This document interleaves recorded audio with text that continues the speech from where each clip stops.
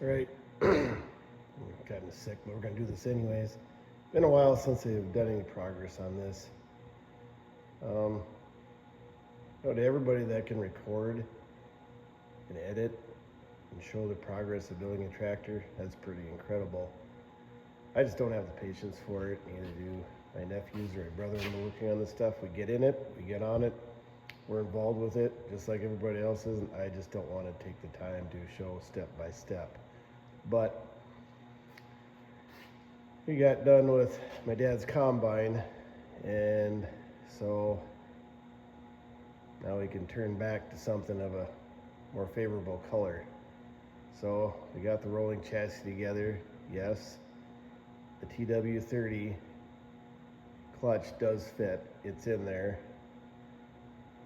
Absolute ton of grinding. I'd say most people would be uncomfortable to grind that much, but we did it. It fits. It's not a bad fit at all.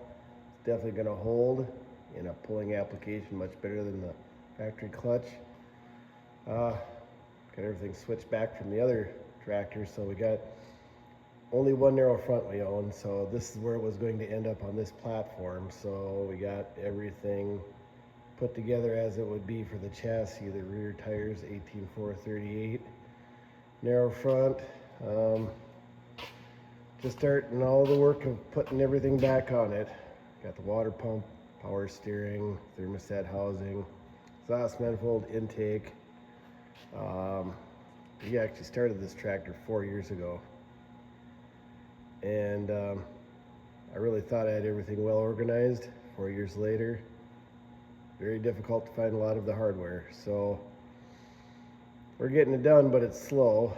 It's probably from the full video when I did just with the motor sitting on the floor to get it to this point right here.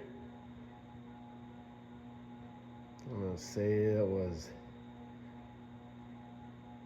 8 hours of work with multiple people working on it. So just to get to this here with the chassis as is, it's probably representing like 26 hours of work, which sounds like a lot, but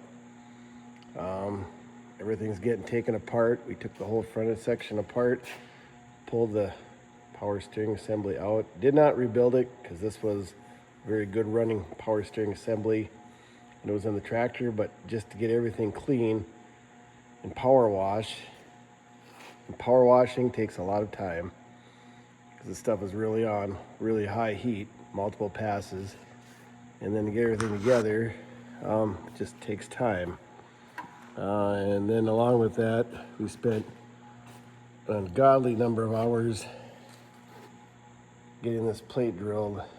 We only have an exact 3/4 inch drill, so measurement is everything, and even then it was a little bit hairy. Well, maybe someone will say, well, we're pulling in the farm stock class. What is that? Well, it's just the way it is in Minnesota, and I suspect other states.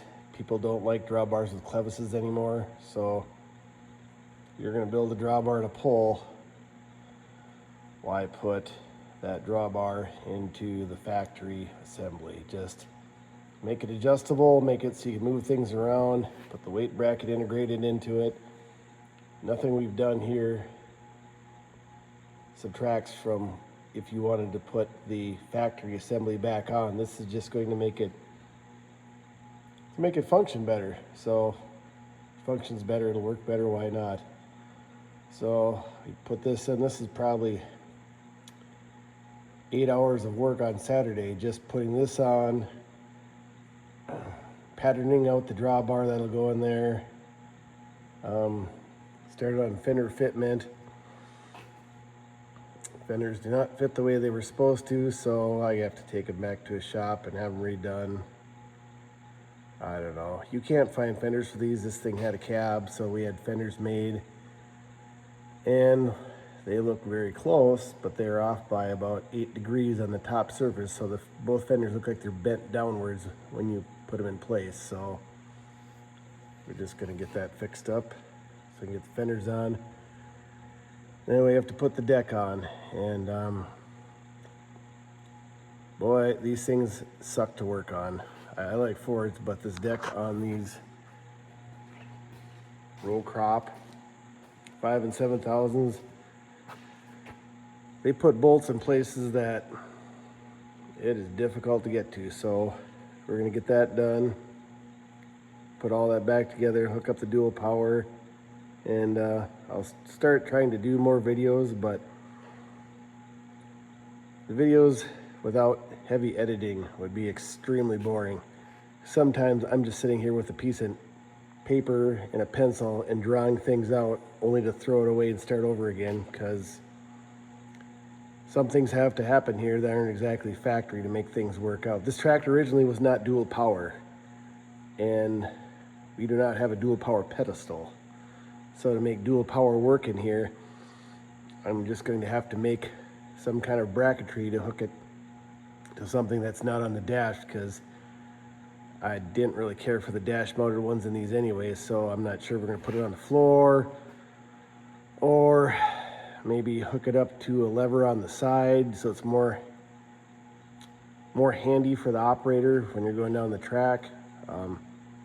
This is functionally a farm stock tractor. It would work like one, but we're building it to pull on the track. So why not make it as convenient as possible? So some things are getting moved, some linkages are getting changed.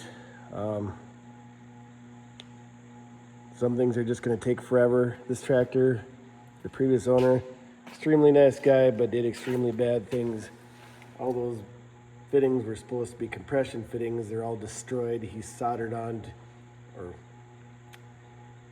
brazed onto fittings that are absolutely horrible. So we're going to convert that over to GIC fittings and have all new lines built, because you cannot get any of this stuff from Ford anymore.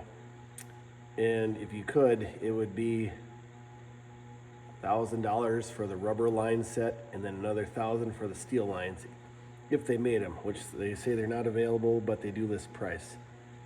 So we have to make all new rubber lines, and then the steel lines that go over the top of the engine compartment, they are all junk, and I do not have a U set of those, so we have to get, I suppose that's 3/8 line and make all new lines. And making videos on stuff like that is just, that's not exciting. So I think we'll do this just the way I've done this one. We'll do numerous days, possibly weeks of progress, do a video, explain what happened, what got done, maybe a total number of hours that it took to do it, and that's what you're gonna get, so you don't fall asleep watching the video. So this is where we're at after numerous hours of work on what we would call a project of the Big 7.